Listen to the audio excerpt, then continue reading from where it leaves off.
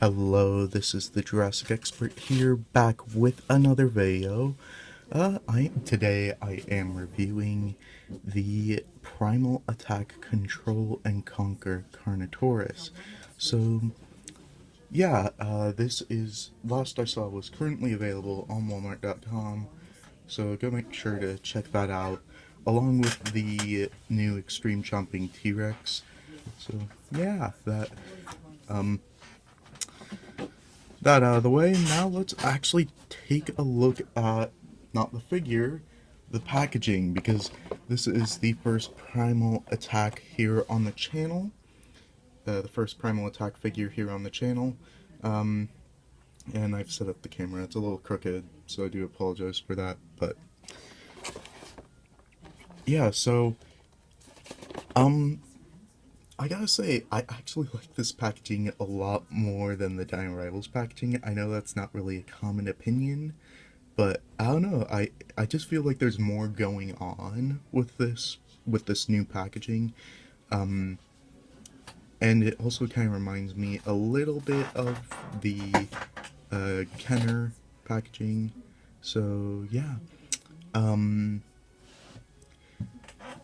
and I really like that sunset and the fencing back there, and you get Owen and Blue at the front. Kinda wish we didn't always get something right there on the front. I don't know, just something else. And at the back here we get the little action feature, Carnotaurus, Mega Chomping, Roaring, and here we get a picture of the Tarbosaurus and the Sarcosuchus, which will hopefully come out soon. And for all of you that are wanting to try this in stores, there is the UPC there. And yeah, so that out of the way, let's actually take a look at the Carnotaurus. So, paint-wise, this one I'd say is actually a lot better than the original one. So there is actually better paint on the eye. They actually gave it a pupil, and it just isn't like a little red slit, which I never really got why they did that. And you get this nice kind of charcoal. Get this nice charcoal on the underbelly. Does not go throughout the tail, but it does have a nice fade there. The patterning does go throughout the tail. And yeah, the paint on the teeth is a little bit more sloppy though. So Mattel's slacking a bit with the paint on the teeth. And they did paint the claws on the feet pretty nicely. And yeah. So that's it for paint. Sculpt-wise, some people have been saying this is a new sculpt. I guess, yeah, technically it is, but I don't know, it just seems like a sized up version of the original. Maybe some things flipped around here and there, but it looks pretty similar to me, at least. Again, it just looks like a bigger version of it. Of course, like, the new features have had to be made in order for its gimmick to happen, but we'll go over that in comparisons. So yeah, but I do really like this sculpt, and I think it is really good. It's about time that we got another Carnotaurus, and yeah, it just looks really good. One thing that I do have to complain about is the tail. I don't really like how it's kind of moved off to the side like that. That just, I don't know why, that just throws me off a little bit. Because in the original Carnotaurus it did have that ball joint, but it's like, I guess it kind of makes it look like it's swinging the tail, so I guess it's okay, but I don't know, I kind of wish they centered it a little bit. But yeah, so here is the Jurassic Facts code. And after the action features, actually I'll show you that after the action feature, because then, so you get this here. If you rotate it, the head rotates, So, and you can only move it up and down, and you can rotate to the side, and you can't really get it to the side and then have it bend down without like risking hurting the mechanism. So that's a bit of a shame. Um, but then you press this button here, and the Carnotaurus roars.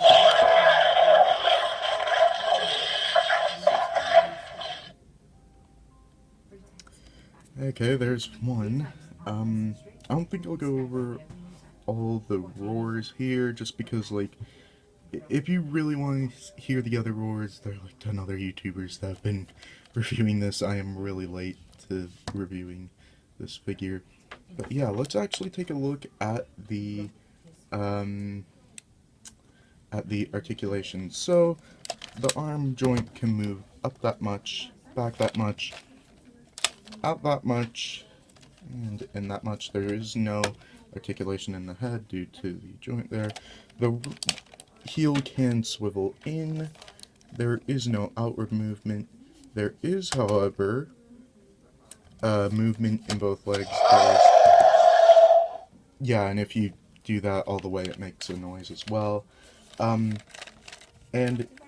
you can move each leg separately, so there's that one. That one. There you go. So that is the articulation. And yeah, so I mean, I actually like this figure, and I know there are a couple of other YouTubers that have been praising this figure. I am excited that we now have a Carnotaurus with a more accurate paint scheme than the original one, to the one that featured in Fallen Kingdom. And yeah, so let me actually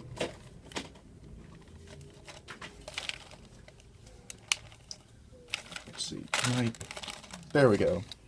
So, wrong one.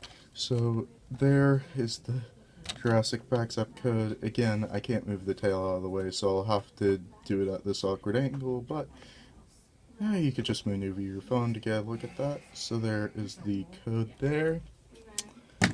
So let's finally go into comparisons.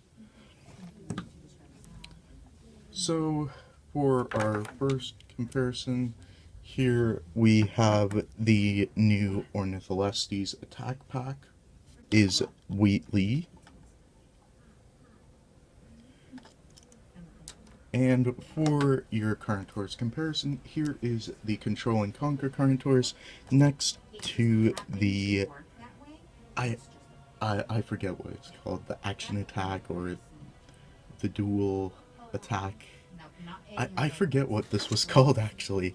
But yeah, so pretty much the only difference here is that makes noise, you get to move around the tail and all that, whereas this one you press the button and it does that. So right off the bat you can see that this new Carnotaurus is significantly larger. Now a lot of people have kind of criticized it with scaling. I mean, yeah, it's a little bit larger, but yeah, I don't know, like in comparison to a human there, I mean, they're kind of crouching because I just kind of threw them in the bag, and yeah, so I mean, that I'd say is about right. And yeah, it's a little bit bigger. It's a smidge bigger with this new Carnotaurus. It is a little bit taller, but it could be like a genetically modified one that's bigger. I mean, maybe there were two Carnotaurus here. Two Carnotaurus on Isla Nublar. We don't know at the moment. Watch, somebody's going to prove me wrong in the comments saying, no, there was only one. It says so on the Mizrani Global site or the Dinosaur Protection Group site or something. So, yeah, that out of the way. and I'm going to have to crop a lot of that. So, finally, let's take a look at another big carnivore that has a similar gimmick, and that is the Thrash and Throw T-Rex. This new Carnotaurus is still dwarfed by this one, so it still does kind of scale well together. These do kind of scale well together. Well, I wouldn't say it's dwarfed, but I mean, I'd say that these are still compatible. So, yeah. That out of the way, honestly, I think that this is a pretty good figure. And I think it was worth either, it was $30 or $40 on Walmart.com, I'm not too sure. But I mean, yeah, I'd say that's a pretty decent price for it.